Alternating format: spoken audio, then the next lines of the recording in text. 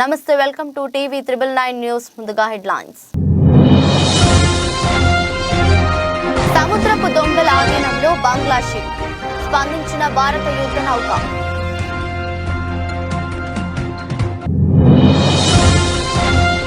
Delhi liquor policy కేసులో Delhi CM కు ఊరట కేజ్రీవాల్ కు బెయిల్ మంజూరు చేసిన ధర్మాసనం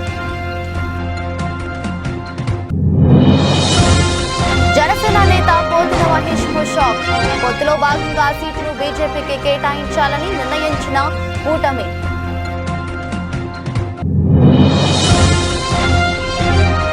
పవన్ కళ్యాణ్ ను ఓడించడమే లక్ష్యంగా వైసీపీ ప్లాన్ హాట్ గా పిఠాపురం పాలిటిక్స్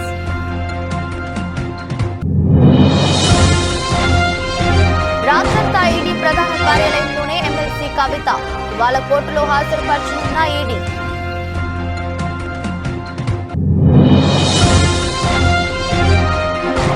ట్రాన్సిట్ వారెంట్ లేకుండా ఎలా అరెస్టు చేశారు ఈడీ అధికారులను నిలిపిసిన కేటీఆర్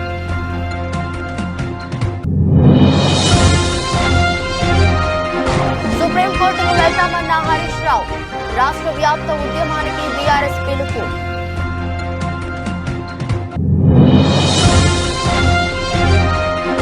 నేడు రాజకీయాల్లో హీరోను పవన్ పై ముద్రగడ ఫైర్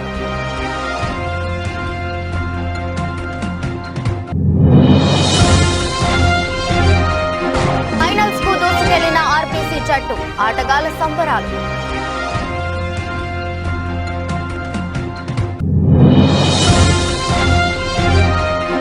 అల్లు అర్జున్ ని పట్టుకుని ఏడ్ చేసిన అభిమాని నెట్టింట వైరల్ అవుతున్న వీడియో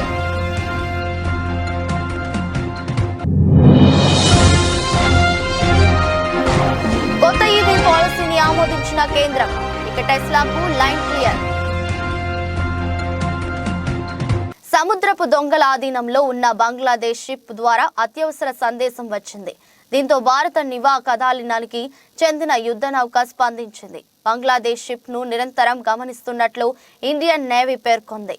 బంగ్లాదేశ్ కు చెందిన బల్క్ క్యారియర్ ఎంవి అబ్దుల్లా 55,000 టన్నుల బొగ్గుతో మొజాంబిక్ రాజధాని ముపుటో ఉన్న యునైటెడ్ అరబ్ ఎమిరేట్స్ కు బయలుదేరింది. మార్చి 12న సోమాలియా తీరంలో సాయుధులైన సముద్రపు దొంగలు ఆ కార్గో షిప్ పై దాడి చేశారు. అందులో చేరుకోవడంతో పాటు బంగ్లాదేశ్ కు చెందిన 23 మంది సిబ్బందిని నిర్బంధించారు. కాగా సముద్రపు దొంగల దాడి సందర్భంగా బంగ్లాదేశ్ షిప్ నుంచి అత్యవసర SOS సందేశం వచ్చింది. దీంతో ఇండియన్ నేవీకి చెందిన యుద్ధ నౌక వెంటనే స్పందించింది. లాంగ్ రేంజ్ మారిటైమ్ పెట్రోల్ విమానాన్ని రంగంలోకి దించింది. ఎంవి అబ్దుల్లా కార్గో షిప్ ను అది సమీపించింది. సాయుధులైన సముద్ర దొంగలు ఆ షిప్ లో ఉన్నట్లు గమనించింది. సిబ్బంది పరిస్థితి గురించి తెలుసుకునేందుకు కమ్యూనికేషన్ కోసం ప్రయత్నించింది. అయితే ఆ షిప్ నుంచి ఎలాంటి స్పందన రాలేదని భారత నౌకాదళం తెలిపింది. ఈ నేపథ్యంలో దానిని నిశితంగా పరిశీలిస్తున్నట్లు వెల్లడించింది.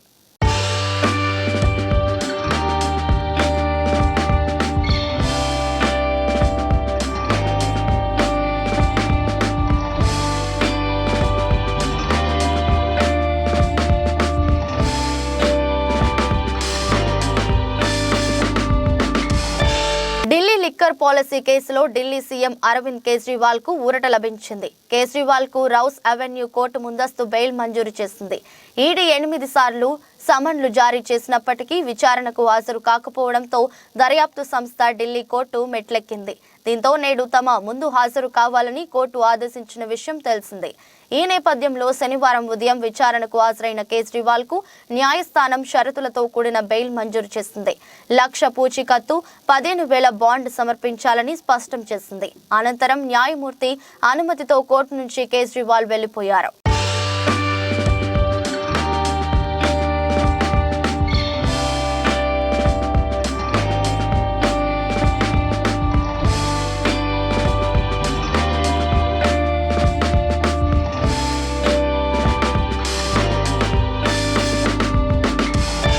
విజయవాడ వెస్ట్ టికెట్ కేటాయింపుపై ఉత్కంఠ వీడింది. ఆ సీటును బీజేపీకి కేటాయించాలని కూటమి నిర్ణయించింది. ఇప్పటి వరకు విజయవాడ వెస్ట్ టికెట్ ను జనసేనకే కేటాయిస్తారని ప్రచారం జరిగింది. జనసేన తరపున పోతిన మహేష్ పోటీకి సిద్ధమయ్యారు. కానీ ఆ సీటుని పొత్తులో భాగంగా బీజేపీకి వెళ్లిపోయింది. బీజేపీ అధిష్టానం అభ్యర్థి ఎంపికపై అన్వేషణ మొదలుపెట్టింది. విజయవాడ వెస్ట్ సీటు కోసం బీజేపీ నుంచి 3 నేతలు పోటీ పడుతున్నారు. బీసీ సామాజిక వర్గానికి చెందిన అడ్డూరి శ్రీరామ్, గోలగాని రవికృష్ణ టికెట్ ఆశిస్తున్నారు. ఆర్యవైశ్య సామాజిక వర్గానికి చెందిన పోలిశెట్టి రవికుమార్ కూడా విజయవాడ పశ్చిమ నుంచి పోటీ చేసేందుకు ఆసక్తిగా ఉన్నారు. మొత్తానికి 1-2 రోజుల్లో విజయవాడ వెస్ట్ అభ్యర్థిపై క్లారిటీ రానుంది.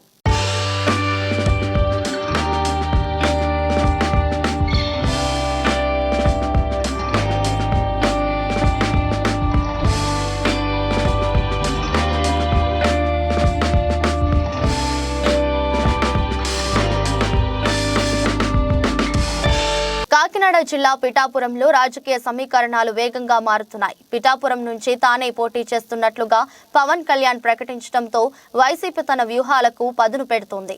పిఠాపురం నుంచి పవన్ ను ఓడించడమే లక్ష్యంగా పావులు కదుపుతోంది.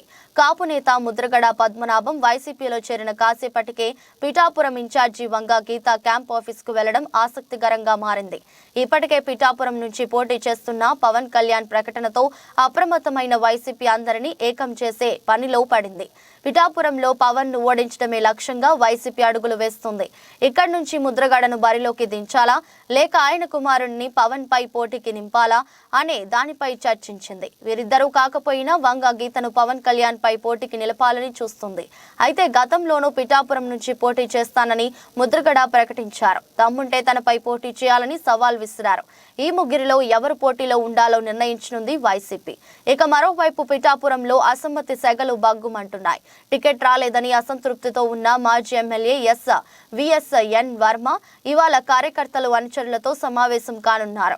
పిఠాపురం నుంచి ఇండిపెండెంట్ గా బరిలోకి దిగేందుకు ప్లాన్ చేస్తున్నారు. అయితే వర్మ సైతం వైసీపీకి టచ్ లోకి వెళ్లే అవకాశాలు కనిపిస్తున్నాయి. ఒకవేళ వైసీపీలోకి వెళ్లలేకపోయినా ఇండిపెండెంట్ గా పోటీ చేయాలని చూస్తున్నారు. గతంలో పిఠాపురం నుంచి వంగ గీత విజయం సాధించారు.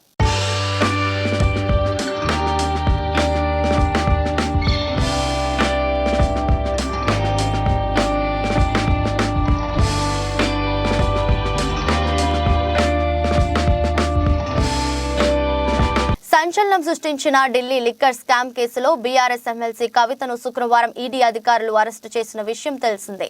ఈ కేసు తెర మీదకు వచ్చిన 1.5 తరువాత కవిత అరెస్ట్ అయ్యారు. సౌత్ గ్రూప్ సభ్యుల్లో కవితదే చివరి అరెస్ట్ అయిన వారు ఇచ్చిన స్టేట్మెంట్ల ఆధారంగా పలుమార్లు నోటీసులు ఇచ్చి విచారించారు. ఈ నేపథ్యంలోనే శుక్రవారం కవిత ఇంట్లో రైడ్స్ చేసి ఈడీ అధికారులు ఆమెను అరెస్టు చేశారు. హైదరాబాద్ విమానాశ్రయంలో రాత్రి 8:45 ఆమెను విమానంలో ఢిల్లీకి ఈడీ అధికారులు తరలించారు. రాత్రి 11:30 కవిత ఢిల్లీ ఎయిర్పోర్టుకు చేరుకున్నారు. దీంతో ఆమెను అక్కడి నుంచి ఈడీ అధికారులు ప్రత్యేక కారులో ఎన్ఫోర్స్మెంట్ ప్రధాన కార్యాలయంకు తరలించారు. రెగ్యులర్ రూట్లో కాకుండా వేరే మార్గంలో కవితను తరలించారు. అప్పటికే కార్యాలయం వద్దకు వైద్య బృందం చేరుకోవడంతో కవితకు వైద్య పరీక్షలు నిర్వహించారు. కవిత రాత్రంతా ఈడీ కార్యాలయంలోనే ఉన్నారు. కవిత వెంట ఆమె భర్త అనిల్ కుమార్, న్యాయవాది మోహిత్ రావు ఉన్నారు. ఈడీ కార్యాలయం వద్ద 144 సెక్షన్ విధించారు. భారీగా పోలీసులను మోహరించారు. బారికేడ్లు ఏర్పాటు చేసి కట్టుదిట్టమైన భద్రతను ఏర్పాటు చేశారు. ఈడీ కార్యాలయంకు వెళ్లే 3 మార్గాల్లో 2 మూసివేశారు. బీఆర్ఎస్ శ్రేణులు నిరసనకు దిగే అవకాశం ఉండటంతో భద్రతను కట్టుదిట్టం చేశారు. కవితను ఇవాళ ఢిల్లీలోని రౌస్ అవెన్యూ కోర్టులో ఈడీ అధికారులు హాజరుపరచనున్నారు. Liquor policy, money laundering case దర్యాప్తు కోసం నాగ్పాల్ బెంచ్ ముందు హాజరుపరచనున్నారు. కవితను ఈడీ అధికారులు కస్టడీకి కోరనున్నారు.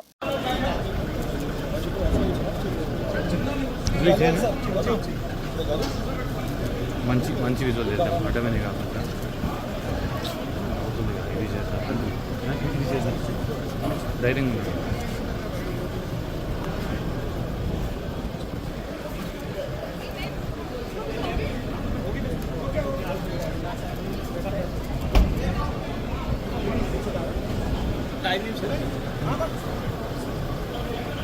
బీఆర్ఎస్ ఎమ్మెల్యే మాజీ మంత్రి కేటీఆర్ పై ఈడీ అధికారులు బంజారాహిల్స్ పోలీస్ స్టేషన్లో ఫిర్యాదు చేశారు. కవిత అరెస్టు సమయంలో ఆయన తమ విధులకు ఆటంకం కలిగించారని ఆరోపించారు. ఈ మేరకు ఈడీ మహిళా అధికారి ప్రియా మీనా బంజారాహిల్స్ పోలీసులకు ఫిర్యాదు చేశారు. కవిత అరెస్టు సమయంలో ఈడీ అధికారులపై కేటీఆర్ పలు ప్రశ్నలు సంధించిన విషయం తెలిసిందే. సుప్రీంకోర్టులో కవిత పిటిషన్ పెండింగ్ లో ఉండగా ఎలా అరెస్టు చేస్తారని ఆయన ప్రశ్నించారు. కవితను అరెస్టు చేయబోమని సుప్రీంకోర్టుకు చెప్పి ఇప్పుడు ఎలా ఆమెను అదుపులోకి తీసుకుంటున్నారని ప్రశ్నించారు. శని ఆదివారాలు కోర్టుకు సెలవని తెలిసే శుక్రవారం అరెస్టు చేసేందుకు వచ్చారని కేటీఆర్ ఆరోపించారు. ఇందుకు సంబంధించిన వీడియోలు ప్రసార మాధ్యమాల్లో బాగా వైరల్ అయ్యాయి.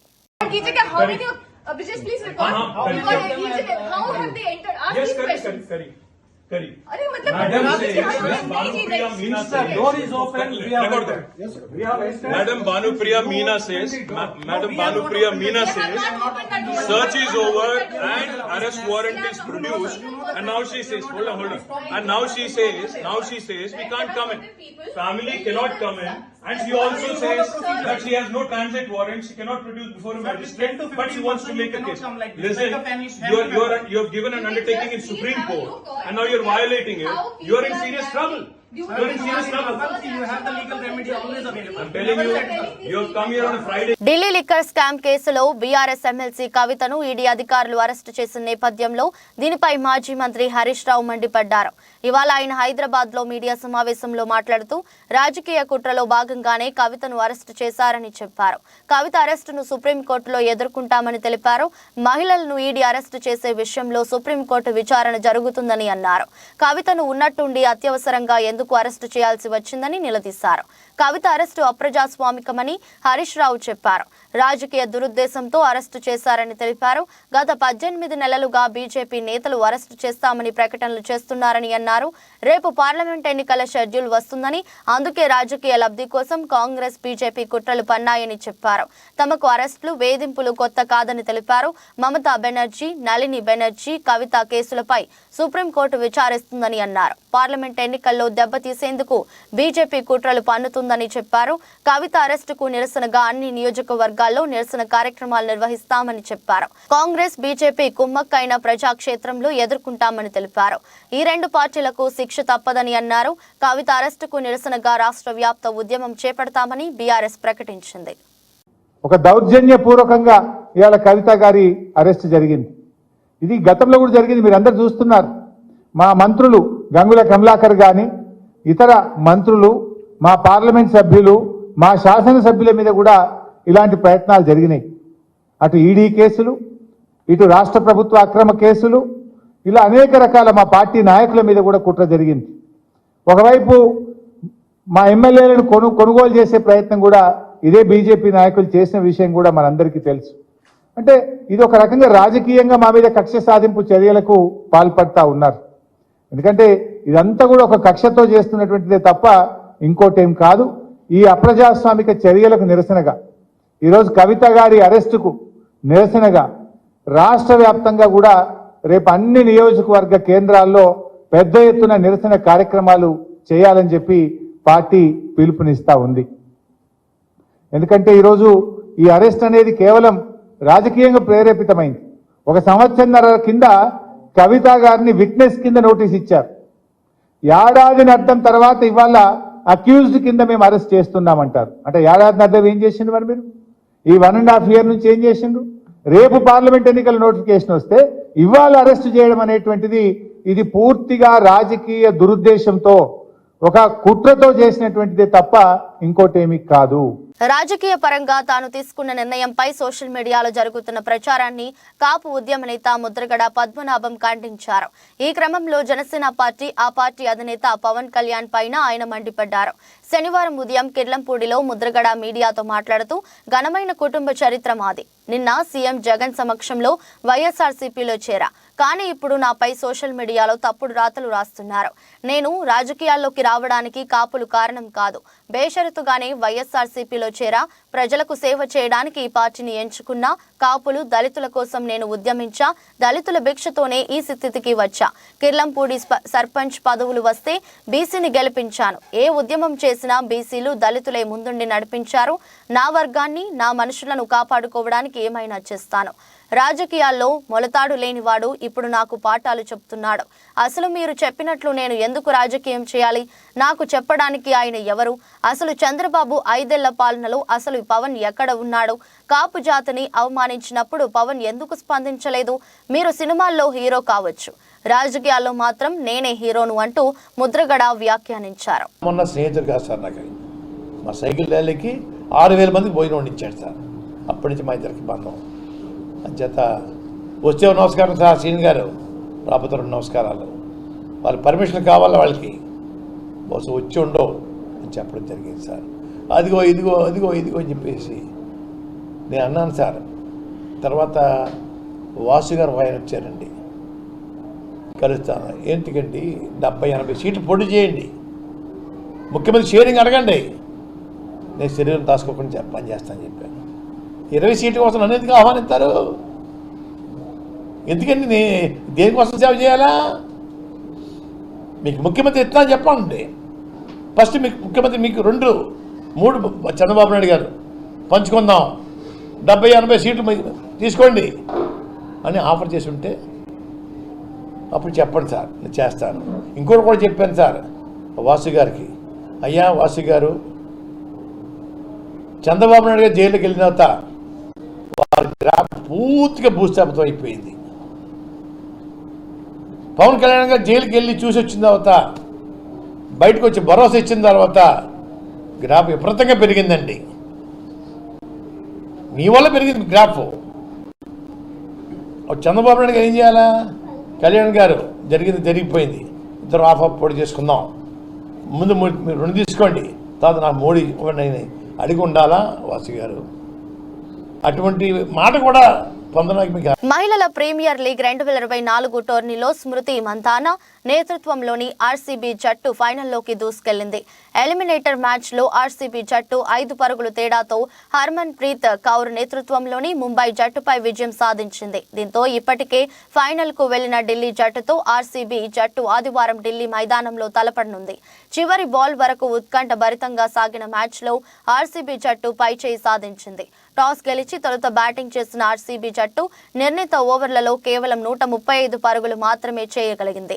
ఆర్సీబీ బ్యాటింగ్ ప్రారంభంలో పేవలంగా సాగింది. 34 పరుగులకే 3 వికెట్లు కోల్పోయింది. కెప్టెన్ స్మృతి మందన కేవలం 10 పరుగులకే అవుట్ అయింది. కష్టాల్లో ఉన్న ఆర్సీబీ జట్టును ఎల్లిస్ ఫారీ ఆదుకుంది. ఎల్లిస్ 50 బంతుల్లో 66 పరుగులు చేసింది. చివరిలో జార్జియా వేర్ హోమ్ 10 బంతుల్లో 18 పరుగులు చేయడం జట్టు స్కోర్ 135 పరుగులకు చేరింది. 136 పరుగుల లక్ష్యంతో బ్యాటింగ్ ప్రారంభించిన ముంబై ఆటగాళ్లు ధాటిగా ఆడలేకపోయారు. దీంతో 10 ఓవర్లకు 68 పరుగులు చేసిన 3 వికెట్లు కోల్పోయింది. హర్మన్ ప్రీత్ కౌర్ 33 పరుగుల వ్యక్తిగత స్కోర్ వద్ద అవుట్ అయింది. దీంతో మ్యాచ్ క్రమంగా ఆర్సీబీ జట్టు వైపు మళ్లింది. ఆఖరి ఓవర్లో 12 పరుగులు అవసరం కాగా తొలి 3 బంతులకు 4 పరుగులే వచ్చాయి. 4వ బంతికి పూజ 4ను అవుట్ అయింది. ఆ తరువాత 2 బంతులకు 2 పరుగులు రావడంతో ముంబై జట్టు నిర్ణీత ఓవర్లలో 130 పరుగులు మాత్రమే చేయగలిగింది. దీంతో ఆర్సీబీ జట్టు విజయం సాధించి ఫైనల్స్ కు దూసుకెళ్లింది. ఫైనల్స్ కు చేరడంతో ఆర్సీబీ జట్టు ప్లేయర్లు సంబరాలు చేసుకుంటున్నారు. ఇందుకు సంబంధించిన వీడియో సోషల్ మీడియాలో వైరల్ గా మారింది.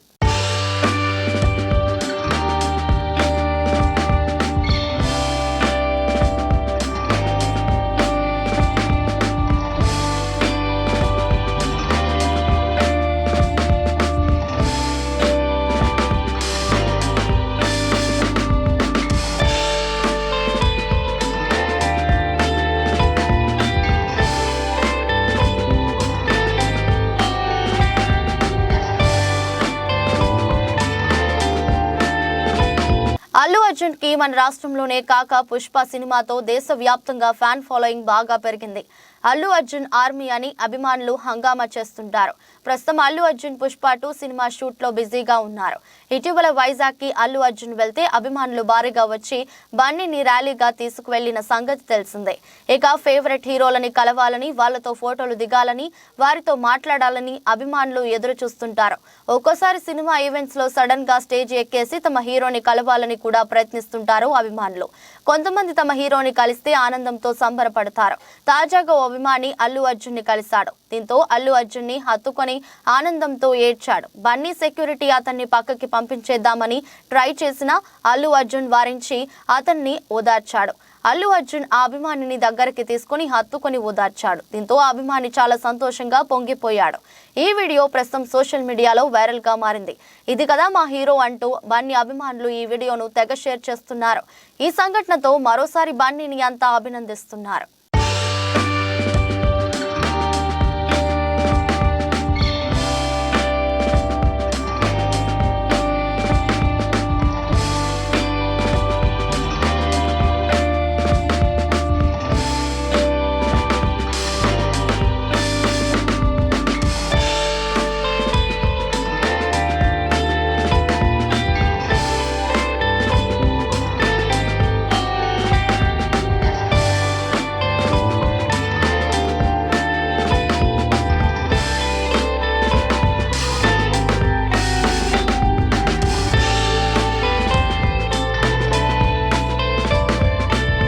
నూతన ఎలక్ట్రిక్ వెహికల్ పాలసీని కేంద్ర ప్రభుత్వం శుక్రవారం ఆమోదించింది. ఈ కొత్త విధానం కింద $500 మిలియన్ తగ్గకుండా పెట్టుబడులతో కంపెనీలు ముందుకు రావాల్సి ఉంటుంది. అప్పుడే దేశంలో ఏర్పాటు చేసే విద్యుత్ ఆధారిత వాహనాల తయారీ కేంద్రాలకు గాను ఆయా సంస్థలకు పన్ను రాయితీలు అందుతాయి. గరిష్టంగా ఎంతైనా పెట్టుబడులు పెట్టవచ్చు. అయితే బడా ప్యాసింజర్ కార్ల కంపెనీలే లక్ష్యంగా ఈ విధానం ఉండటం గమనార్హం.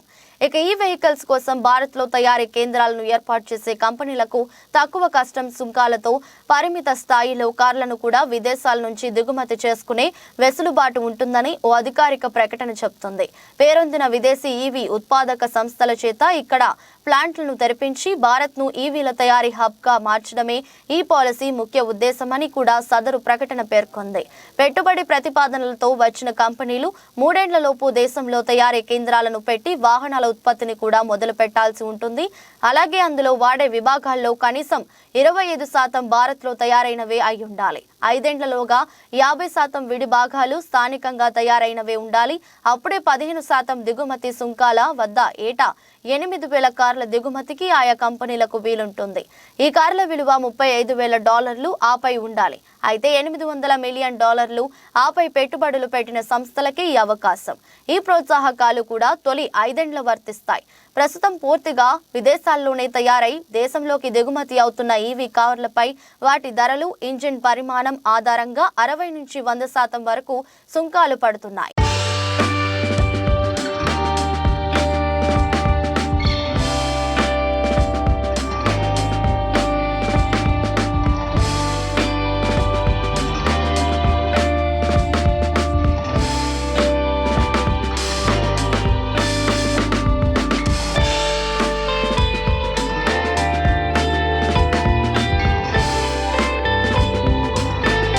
పలాస మండలం బొడ్డపాడు సచివాలయం పరిధిలో నూతనంగా నిర్మించిన ఎస్సీ కమ్యూనిటీ హాల్ మరియు విలేజ్ హెల్త్ క్లినిక్ ను పార్టీ నాయకులతో కలిసి ప్రారంభించిన రాష్ట్ర పశుసంవర్ధక, పాడి పరిశ్రమ మరియు మత్స్యశాఖ మంత్రులు డాక్టర్ సీదిరి అప్పలరాజు.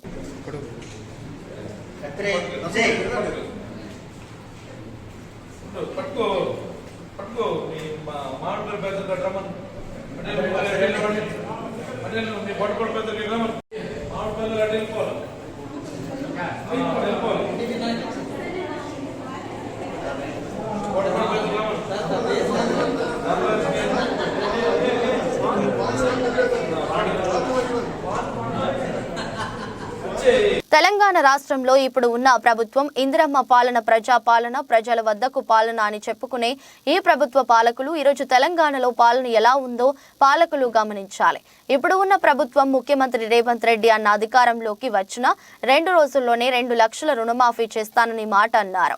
వచ్చిన తర్వాత దానిని కాకులకు తన్నారు. ఇప్పటికీ మీరు అధికారంలోకి వచ్చిన వెంటనే రుణమాఫీ చేసి ఉంటే కొంతమంది రైతులను కాపాడేవారు. ఇప్పటికీ కూడా రైతులు ఆత్మహత్యలు చేసుకుంటూనే ఉన్నారు. మీరు 2 లక్షల రుణమాఫీ చేయలేదు.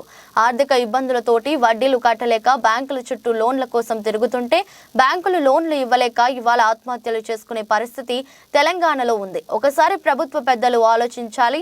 మీరు కూడా రైతు కుటుంబం నుంచి వచ్చిన వారే, మేము రైతులమే, రైతు నాయకులు అని చెప్పుకుంటున్న మీరు ఒకసారి రైతుల గురించి ఆలోచించాలి. ఎంత దయనీయంగా ఉన్నదో రైతుల పరిస్థితి. రైతులు ఒక్క పూట అన్నం తినే పరిస్థితి కూడా లేకుండా పోయింది.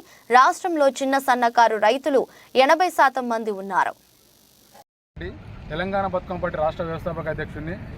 ఈరోజు మన తెలంగాణలో ఇందిరమ్మ ప్రభుత్వం అని చెప్పుకునే ఈ యొక్క ప్రభుత్వ పాలకులు ప్రజాపాలన, ఇది ప్రజల పాలన అని చెప్పుకునే ఈ నాయకులు ఈరోజు తెలంగాణలో రైతుల పరిస్థితి ఎట్లా ఉంది అని ఒక్కసారి ఆలోచించాల్సిన అవసరం ఉంది. ఈరోజు రేవంత్ అన్న, ముఖ్యంగా ముఖ్యమంత్రి గారు రేవంత్ అన్న గారికి ఒక విన్నపం.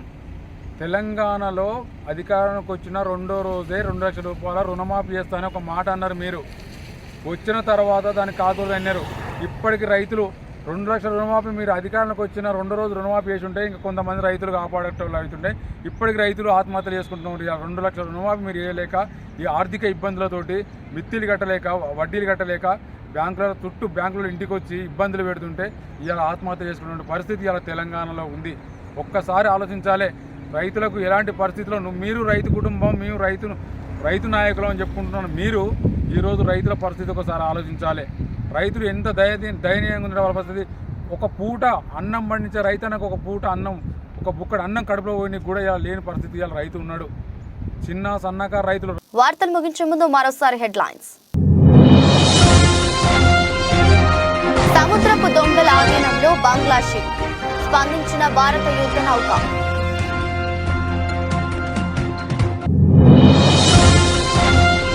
ఢిల్లీ లిక్కర్ పాలసీ కేసులో ఢిల్లీ సీఎంకు ఊరట. కేజ్రీవాల్ కు బెయిల్ మంజూరు చేసిన ధర్మాసనం. జనసేన నేత పోతుల మహేష్ కు షాక్. పొత్తులో భాగంగా సీటును బీజేపీకి కేటాయించాలని నిర్ణయించిన కూటమి.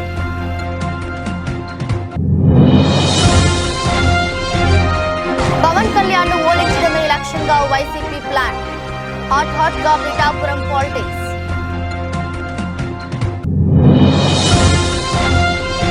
రాత్రంతా ఈడీ ప్రధాన కార్యాలయంలోనే ఎమ్మెల్సీ కవిత. ఇవాళ కోర్టులో హాజరుపరచనున్న ఈడీ.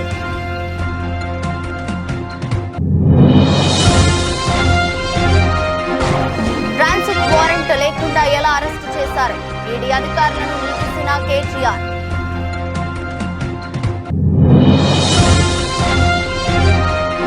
సుప్రీంకోర్టుకు వెళ్తామన్న హరీష్ రావు.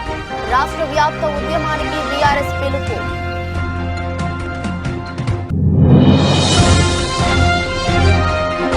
నేడు రాజకీయాల్లో హీరోను పవన్ పై ముద్రగడ ఫైర్.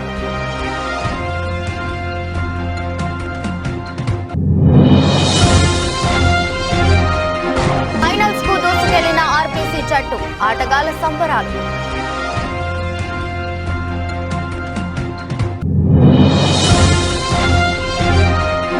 అల్లు అర్జున్ ని పట్టుకుని ఏం చేసిన అభిమాని. నెట్టింట వైరల్ అవుతున్న వీడియో.